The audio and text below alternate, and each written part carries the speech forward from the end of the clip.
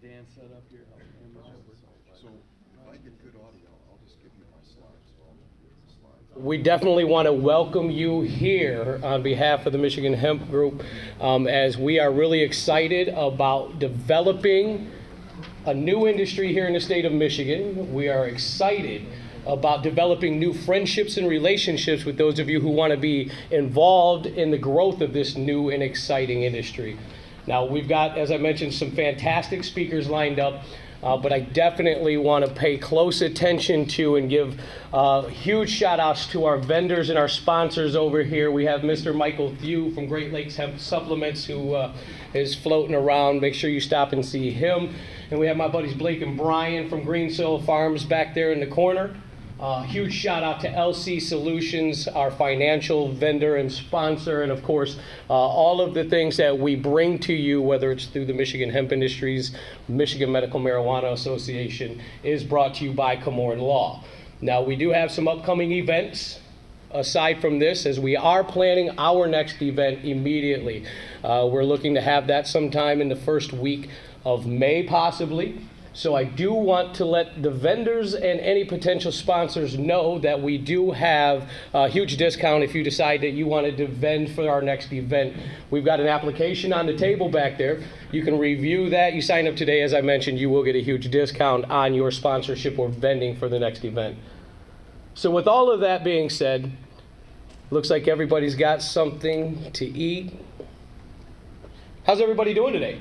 Good, good. I know I was really excited when I saw you folks start coming in, because, you know, this is a very important step for Michigan's future and the future of the Midwest, and to see all of you guys come out and support this industry is fantastic and phenomenal. Now, without further ado, I think we're going to be kicking off with our very first speaker, a great gentleman who's been a fierce advocate for marijuana and hemp in the state of Michigan for over 25 years. We're going to bring you to open the ceremonies, Mr. Michael Comorn.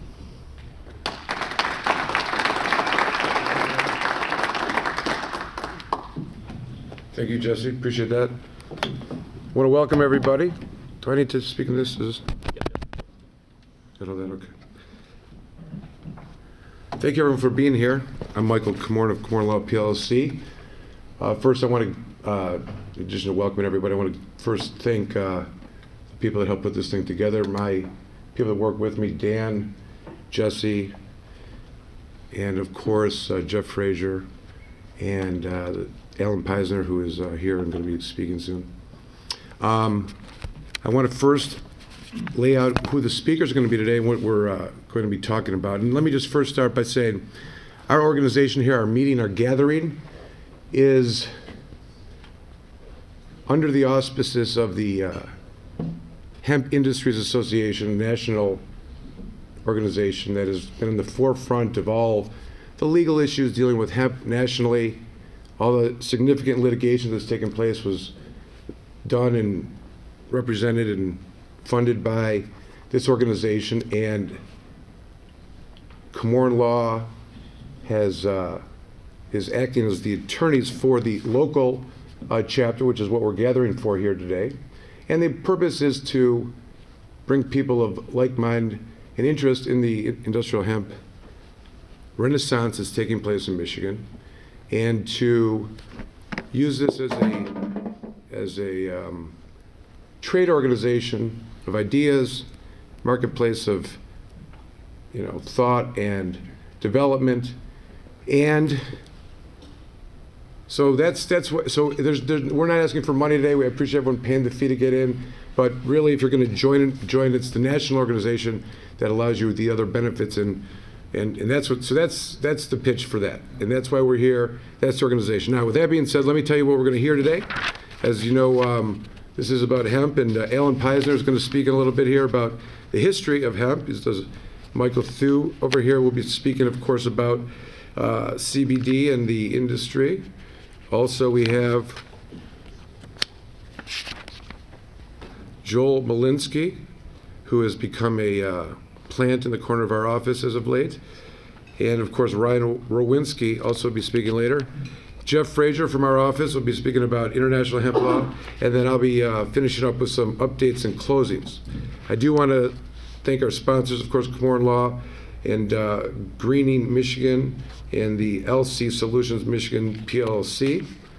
And with that being said, I did want to say this. We have, as it goes, there's a lot of excitement, as everyone knows, about hemp in Michigan. Of course, the federal hemp farming bill has been passed, and Michigan likewise has adopted the exact same language. In doing so, they've displaced this cannabis sativa L plant from the Controlled Substances Act. It is no longer controlled substance, and people are very excited about this. The federal laws regarding hemp allow for banking, allow for transport between states, and the discussion has been, what is taking so long? Are we going to be able to plant this year? What is the delay here? What about this new administration that has arguably been mandated to implement all of these things that have taken place legislatively regarding the cannabis sativa L plant? And as many know, the answer from Lara and from the MDART has been that they are not going to allow any planting unless you do it through the pilot program. The idea here is that the state is not going to take any steps to give licenses or regulate this time until such time as the federal government has implemented those regulations.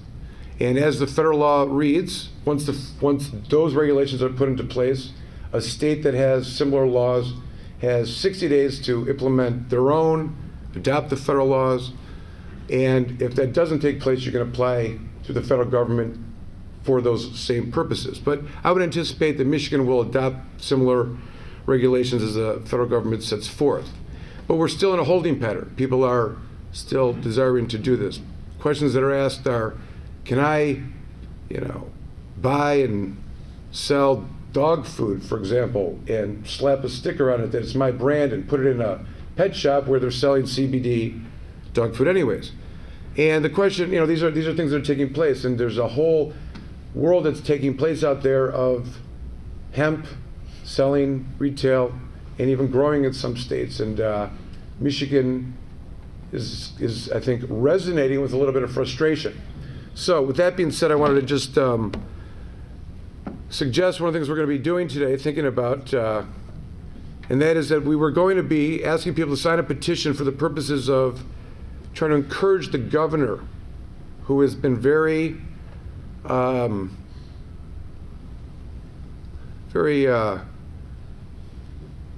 utilizing her executive authority to try to fix the issues regarding the cannabis sativa plant.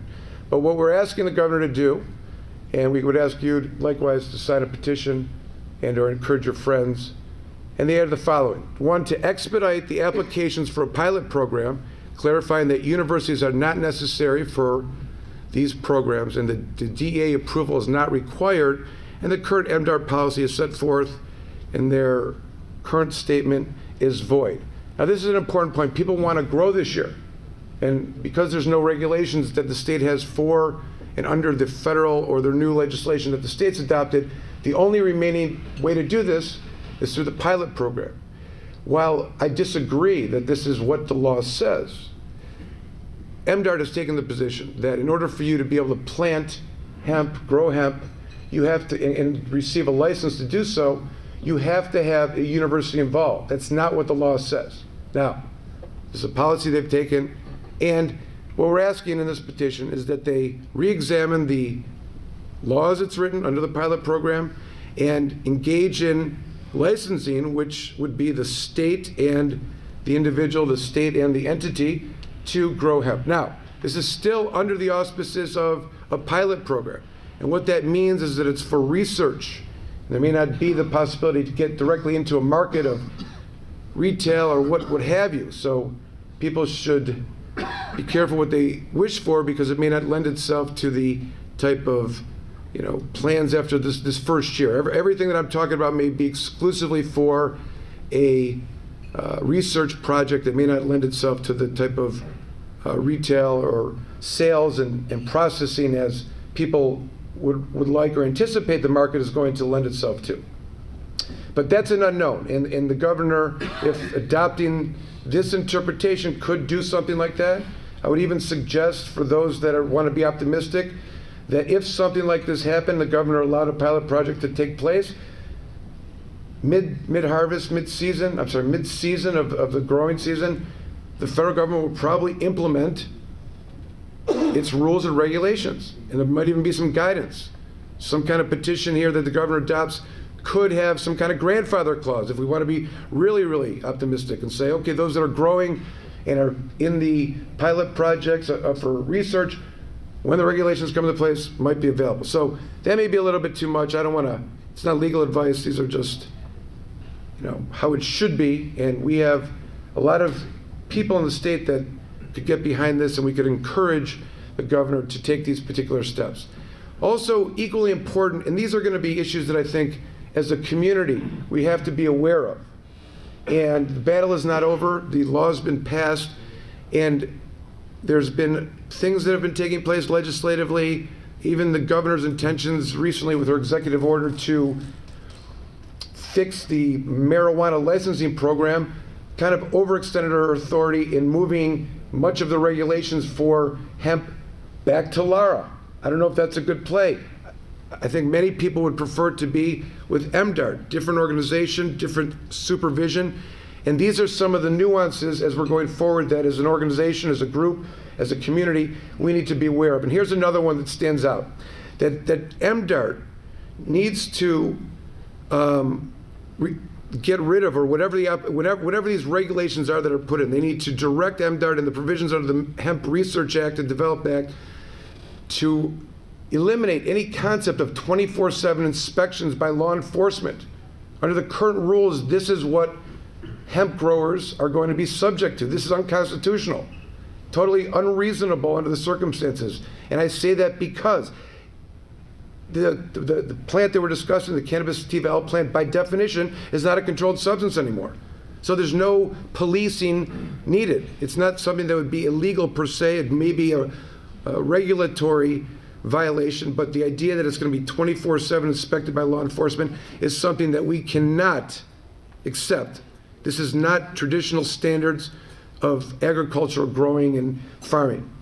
That's number two. So we were asking her to remove that from any policies or implementation of regulations should she adopt this research and development and allow the growing this year. Number three, to direct MDART that the provisions of the Research and Development Act allowing for the suspension of licensed activity for 60 days without a hearing violate procedural due process.